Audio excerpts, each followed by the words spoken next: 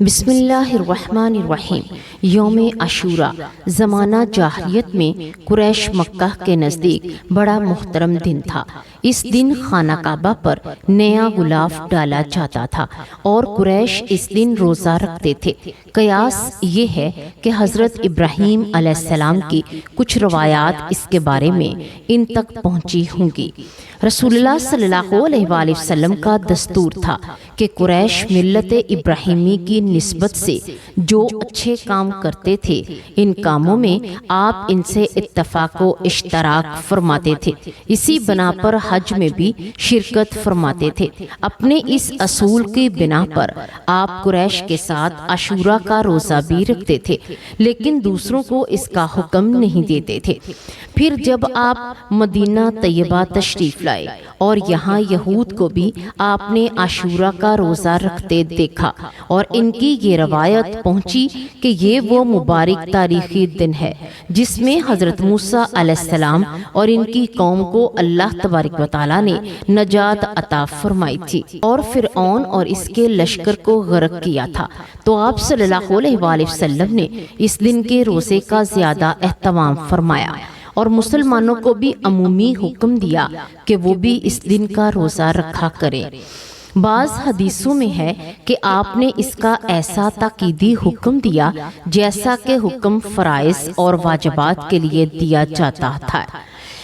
چنانچہ بخاری مسلم میں سلمہ بن کو اور ربی بنت معوذ بن افراح میں مروی ہے کہ رسول اللہ صلی اللہ علیہ وآلہ وسلم نے یوم عاشورہ کی صبح مدینہ منورہ کے آس پاس کی ان بستیوں میں جن میں انصار رہتے تھے یہ اطلاع بھجوائی کہ جن لوگوں نے ابھی تک کچھ کھایا پیا نہ ہو وہ آج کے دن کا روزہ رکھیں، اور جنہوں نے کچھ کھا پی لیا ہو وہ بھی دن کے باقی حصے میں کچھ نہ کھائیں بلکہ روزہ داروں کی طرح رہیں۔ بعد میں جب رمضان المبارک کے روزے فرض ہوئے تو عاشورہ کے روزہ کی فرضیت منسوخ ہو گئی اور اس کی حیثیت ایک نفل روزہ کی رہ گئی۔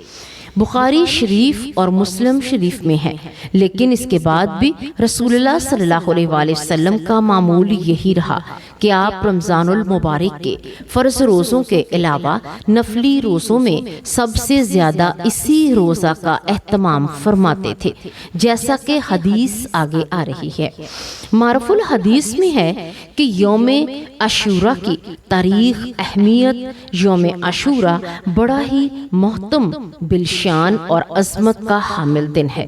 تاریخ کے عظیم واقعات اس سے جڑے ہوئے ہیں۔ چنانچہ مورخین نے لکھا ہے کہ نمبر 1 یوم عاشورہ میں ہی آسمان و زمین، قلم اور حضرت آدم علیہ السلام کو پیدا کیا گیا۔ نمبر 2 اسی دن حضرت آدم علی نبینا و علیہ والسلام کی توبہ قبول فرمائی۔ نمبر 3 اسی دن حضرت ادریس علیہ السلام کو آسمان پر اٹھایا گیا۔ نمبر 4 اسی دن حضرت نوح علیہ السلام کی کشتی ہولناک سیلاب سے محفوظ ہو کر کوہ جودی پر لنگر انداز میں ہوئی۔ نمبر 5 اسی دن حضرت ابراہیم علیہ السلام کو خلیل اللہ بنایا گیا اور ان پر آگ گلے گلزار ہوئی۔ نمبر 6 اسی دن حضرت اسماعیل علیہ السلام کی پیدائش ہوئی۔ نمبر 7 اسی دن حضرت یوسف علیہ السلام کو قید خانے سے رہائی نصیب ہوئی اور مصر کی حکومت ملی۔ نمبر 8 اسی دن حضرت یوسف علیہ السلام کی حضرت یعقوب علیہ السلام سے ایک طویل عرصے کے بعد ملاقات ہوئی۔ نمبر 9 اسی دن حضرت موسیٰ علیہ السلام اور ان کی قوم بنی اسرائیل کو فرعون کے ظلم و استبداد سے نجات حاصل ہوئی۔ نمبر 10 اسی دن حضرت موسیٰ علیہ السلام پر توریت نازل ہوئی۔ نمبر 11 اسی دن حضرت سلیمان علیہ السلام کو بادشاہت واپس ملی۔ نمبر 12 اسی دن حضرت ایوب علیہ السلام کو سخت بیماری سے شفا نصیب ہوئی۔ नंबर 13, इसी दिन हजरत यूनुस अलैहिस्सलाम 40 रोज मछली के पेट में रहने के बाद निकाले गए। नंबर 14, इसी दिन हजरत यूनुस अलैहिस्सलाम की कौम की तौबा कबूल हुई और इनके ऊपर से अजाब टला। नंबर 15, इसी दिन हजरत ईसा अलैहिस्सलाम की पैदाइश हुई। नंबर 16, और इसी दिन हजरत ईसा अलैहिस्सलाम को यहूदियों के शर से नजात दिलाकर आसमान पर उठाया गया। नंबर 17, इसी दिन दुनिया में पहली बाराने रहमत नाजिल हुई। नंबर 18, इसी दिन कुरैश खाना काबा पर नया गुलाफ डालते थे। नंबर 19, इसी दिन हजूर अकरम सल्लल्लाहु अलैहि वसल्लम ने हजरत खतीजतुल कुबरा रज़ियल्लाहु तआला अन्हा से निकाह फरमाया। नंबर 20, इसी दिन कूफी फरेबकारों ने नवासाए रसूल सल्लल्लाहु अलैहि वसल्लम और जिगर गोशा फातिमा रज़ियल्लाहु तआला अन्हा को मैदान करबला में शहीद किया। नंबर 21, और इसी दिन कयामत कायम होगी। नज़हतुल मजालिस, मारफुल कुरान और आयत मारफुल हदीस। यौम अशूरा के साथ साथ शरीयत मुतहरा में मुहर्रम के पूरे ही महीने को खसूसी अजमत हासिल है। चुनाचे 4 वजूह से इस माह को तकद्दुस हासिल है। नंबर 1, पहली वजह तो ये है कि अहादीस शरीफा में इस माह की फजीलत वारद हुई है। चुनाचे हजरत अली रज़ियल्लाहु तआला अन्हु से किसी शख्स ने सवाल किया कि माह रमजानुल मुबारक के बाद कौन सा महीना है कि मैं रोजे रखूं? तो हजरत अली रज़ियल्लाहु तआला अन्हु ने जवाब दिया, यही सवाल एक दफा हजरत एक शख्स ने नबी करीम सल्लल्लाहु अलैहि वसल्लम से भी किया था और मैंने आपके पास बैठा था कि आपने जवाब दिया था कि इन कुंता साइमन बअदा शहरी रमज़ाना फसुमिल मुहर्रमा फअन्नहु शहरुल लाही फीही यौमा ताबल्लाहु फीही अला कौमी व यतूबु फीही अला कौमी आखरीन। तिरमिज़ी में है, यानी माह रमज़ान के बाद अगर तुम को रोज़ा रखना है तो माह मुहर्रम में रखो, क्योंकि वो अल्लाह ताला की ख़ास रहमत का महीना है। इसमें एक ऐसा दिन है जिसमें अल्लाह ताला ने एक कौम की तौबा कबूल फरमाई और आइंदा भी एक कौम की तौबा इसी दिन कबूल फरमाएगा। नीज हजरत अबू हुरैरा रज़ियल्लाहु तआला अन्हु से रवायत है कि नबी करीम सल्लल्लाहु अलैहि वसल्लम ने इरशाद फरमाया, अफसलुल सयामा बअदा सयामी शहरी रमज़ाना शहरुल्लाहिल मुहर्रम, यानी माह रमज़ानुल मुबारक के रोज़ों के बाद सबसे अफसल तरीन रोज़ा माह मुहर्रमुल हराम का है। इसी तरह इब्ने अब्बास रज़ियल्लाहु तआला अन्हु से रवायत है कि नबी करीम सल्लल्लाहु अलैहि वसल्लम ने इरशाद फरमाया, मन सामा यौमन मिनल मुहर्रमी फला बिकुल्ली यौमी सलासून यौमा, यानी जो शख्स मुहर्रम के एक दिन में रोज़ा रखे और इसको हर दिन के रोज़ा के बदला 30 दिन का रोज़ा रखने का सवाब मिलेगा। मदरजा बाला अहादीस शरीफा से दूसरी वजह ये मालूम हुई कि ये शहरुल्लाह यानी अल्लाह ताला की खास रहमतों का महीना है, तो इस माह की अज़ाफत अल्लाह की तरफ करने से इसकी खसूसी अज़मत व फजीलत साबित हुई। नंबर 3, तीसरी वजह यह है कि ये महीना अशहरुल हराम यानी इन 4 महीनों में से है जिनको दूसरे महीनों पर एक खास मुकाम हासिल है।